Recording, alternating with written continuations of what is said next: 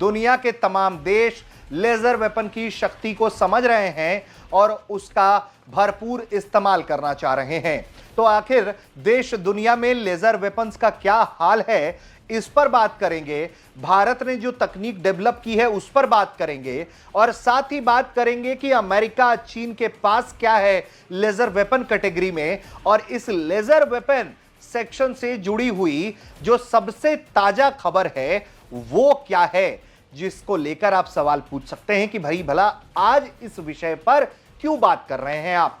तो दरअसल इस पर आज बात करने के पीछे कुछ कारण है। कारण क्या है कि हाल में भारत ने अपने लेजर वेपन को जब टेस्ट किया, डायरेक्ट एनर्जी वेपन को, तो पूरी दुनिया में उसके चर्चे शुरू हो गए और अब फ्रांस से एक ऐसी तस्वीर सामने आई है जिसने युद्ध के मैदान में एक नया मोर्चा खोलने का ऐलान कर दिया है, या वॉर्स के वक्त में इस तरह की तकनीक का इस्तेमाल बड़ा तहलका मचा सकता है। ऐसे में इस पर बात करेंगे। सबसे पहले तो फ्रांस ने क्या दिखाया है, सबसे पहले उस पर बात कर लेते हैं। दरअसल एक तस्वीर सामने आई है जिसको लेकर बताया जा रहा है कि ये हेल्मा एलपी है। ये एक शक्तिशाली लेजर राइफल है जो विशेष रूप से सामरिक मिशनों के लिए डिजाइन किया गया है। यह प्रणाली एक बैकअप में रखी गई रिचार्जेबल बैटरी से चलती है जो 60 सेकंड तक लगातार फायर कर सकती है।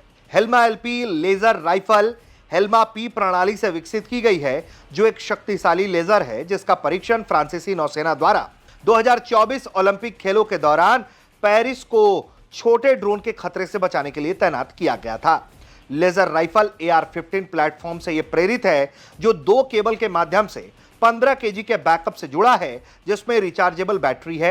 हालांकि बैटरी से जुड़े तकनीक का बहुत ज्यादा खुलासा नहीं हुआ है, लेकिन हेल्मा एलपी पारंपरिक लेजर सिस्टम से अलग है जो मुख्य रूप से उड़ते ड्रोन को नष्ट करने के लिए डिजाइन किए गए हैं। इनके बजाय हेल्मा एलपी जमीन आधारित उपकरणों को निष्प्रभावी करने के लिए डिजाइन किया गया है, जैसे कि कैमोफ्लाज, इलेक्ट्रॉनिक सेंसर, कंप्यूटर निगरानी कैमरे, रेडियो ऑप्टिक सिस्टम जैसी कई और सिस्टम्स।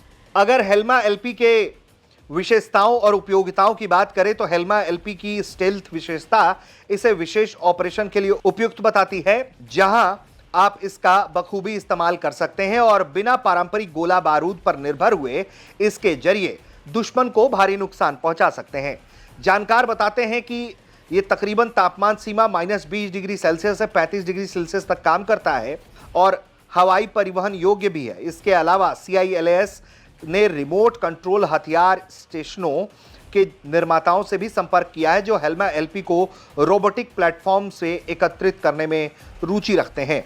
इस तरह के एकीकरण से सिस्टम के संभावित उपयोग का विस्तार हो सकता है, जिससे ये वाहनों या जमीन ड्रोन पर तैनात रिमोट या स्वायत्त सिस्टम के साथ एक साथ जुड़ सकता है और जो कि बहुत खतरनाक सिस्टम बन सकता है। इसलिए इन तस्वीरों को आप भी बहुत ध्यान से देख लीजिए। भारत ने पहली बार इसकी तस्वीर जारी करके सबको चौंका दिया है। भारत ने दुनिया के सामने अपने लेजर वेपन सिस्टम की प्रदर्शनी की है। तो भारत ने चीन पाकिस्तान में तो इसे देख हड़कंप मच चुका है। चलिए आप भी देखिए कैसे भारत ने अपनी क्षमता को और बढ़ा लिया है।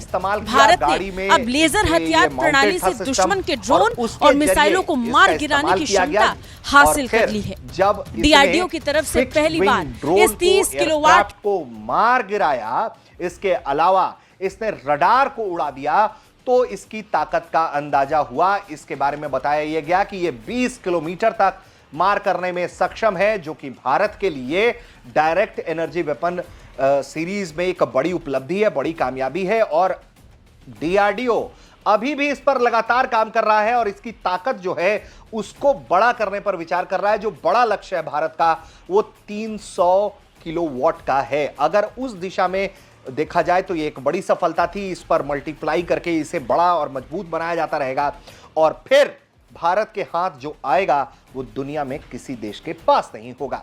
तो वीडियो में हमने आपको आज की खबर बता दी कि ये खबर क्या है जिसके कारण हम बात कर रहे हैं आज लेजर वेपन सिस्टम पर। इसके अलावा हमने आपको ये बता दिया कि भारत ने अभी हाल के दिनों में क्या किया है। और अब बात करते हैं